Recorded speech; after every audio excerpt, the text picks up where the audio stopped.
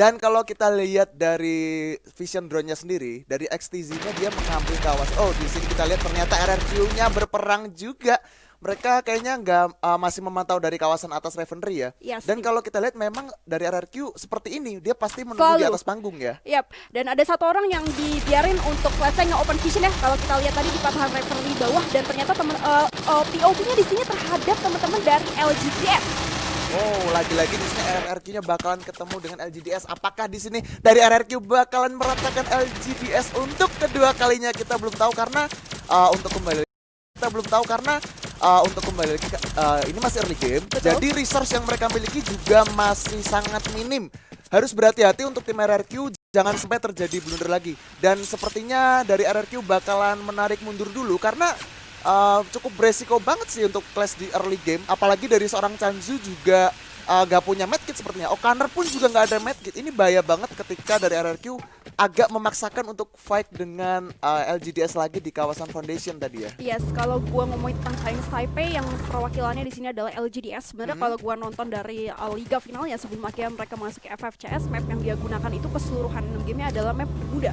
Ya, jadi sulit banget untuk dapat referensi dari teman-teman LGDS, dan di sini ternyata dia fight-nya langsung dibuka, diras begitu aja oleh teman-teman dari RRQ Hadis. Dia pinter banget, dia narik ulur seolah-olah tidak mau perang, tapi ternyata malah di all in di sini aja oleh teman-teman dari RRQ. Yes, di sini Gailat berhasil mendapatkan satu knockout dan langsung di NK sepertinya belum, masih coba di baiting aja menggunakan XM8-nya. Yoyo berhasil diculik LGDS 113, tapi Pac-Man-nya harus terknockdown begitu saja. Masih gak bisa di revive, tapi masih ada backupan support yang cukup baik dari seorang Chanzu di sana. Sudah di pop up juga glow-nya. Pac-Man-nya kayaknya berusaha di revive dulu. Harusnya masih bisa sih. Yap, masih bisa karena tadi dia menjatuhkan diri ya, agar bisa lebih mudah kecapai oleh teman-teman dari Indonesia. Tapi nggak berhenti sampai situ aja, karena Chinese Taipei sudah pembagian 2-1 di seorang Eta juga langsung 1 versus 4 di area depan, yang menurut gua agak terlalu sulit. Karena sebenarnya RRQ yang kita tahu sebagai salah satu tim Indonesia yang paling kuat kalau ngomongin tentang defensif, tentang regroup tim S4 versus 4 atau 4 versus 3 gitu. Betul, gue setuju. Karena RRQ itu memang bisa dibilang clash jarak dekatnya cukup jahat banget sih aimnya, apalagi shotgun, kemudian nembak dipakai, tapi kayaknya nggak berhenti di sudut. Kanapnya bakal berlanjut di mana O'Connor dan kawan-kawan berusaha mengeras tim LGDS-nya. Coba di spray down, di jumpsuit, knockdown 1 di sini. Pac-Man cukup on point banget menggunakan Thompson-nya. Tersesatukan di sana, knockdown 1 lagi dari LGDS. Apakah bisa di wipe out begitu saja untuk kedua kali itu Eta? Dan sepertinya di sini RRQ-nya mendapatkan wipe out 1 tim. Wow. Yes, ini dia Hades sebagai raja dari center of the map dan berhasil mendapatkan 1 head on terhadap teman-teman dari LGDS yang memang tadi turun di Foundation dan enggak dikasih untuk rotasi sama sekali, langsung ditatakin begitu aja. Iya. Waduh, ini gimana ya, kalau menurut gue ini 2-0 berarti ya antara RRQ dan juga LGDS. Tadi gue lihat memang dari LGDS kalau misalkan mereka mau kabur pun kayaknya gak bakalan bisa juga, karena dari tim RRQ udah komit banget melakukan setup mengepungan ya. Ngomong-ngomong tentang setup nih, gue suka banget cara RRQ yang tadinya nunjukin seolah-olah dia lagi nabrakin, tapi dia regroup dulu nih biar mereka berangkatnya bareng-bareng, langsung mereka terbang lagi meluncur ke arah sana yang harusnya menjadi sebuah surprise attack lagi terhadap teman-teman dari Chinese Taipei itu sendiri. Tapi oke, kita bergeser dulu terhadap Baby Argon yang sebenarnya itu udah dapat sebelah kiri itu ada Burst the Sky, sebelah kanan bawah itu ada XTZ. Berarti ada Vietnam, Burst the Sky, di arah depan itu ada Critical.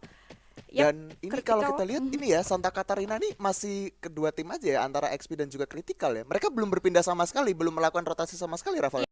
Yes, karena sebenarnya kalau dari EXP dia sudah melakukan rotasi karena EXP itu selalu kan ketika kita bicara tentang liga mereka di Thailand, mereka ngomongin Kalahari, mereka selalu turun di Stonebridge. Mereka udah masuk ke rotasi keduanya di posisi atas sedikit di Santa Catarina, dan ketemunya adalah tim Critical yang tadi memang udah head on sama saudaranya si EXP alias KOG. Padahal head onnya hanya satu orang KOG yang sebenarnya dipisah spread out dari confinement. Oke, di sini sepertinya dari tim Onyx Indonesianya, Onyx Olympus sepertinya bakalan ketemu dengan tim AKD di mana Jarsnya terkena damage yang lumayan sakit banget, tapi Tapi ini kayaknya Onyx gak cuan banget posisinya ada di tengah-tengah dua tim ya. Harusnya agak cendul. Bisanya knockdown di situ oleh seorang Sunny. Aduh sayang banget bisanya harus ter-end begitu saja.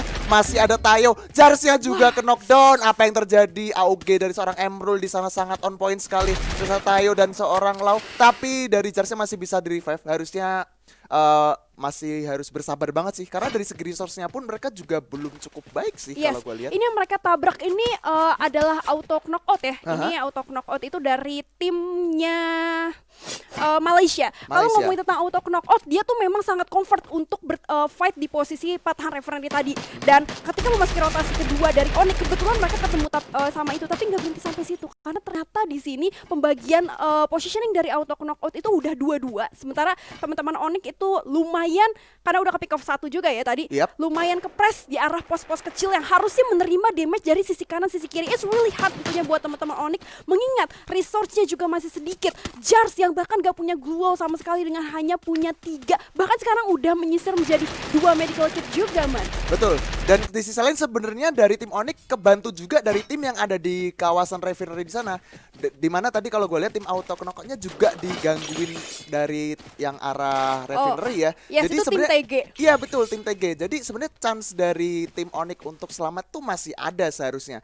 Karena kalau misalkan bertahan terlalu lama juga bisa. Tapi kayaknya RRQ-nya bakalan bertemu dengan BTS di sana. Terkena knockdown 1 sepertinya, tapi fail to death, dia menjatuhkan dirinya ya seperti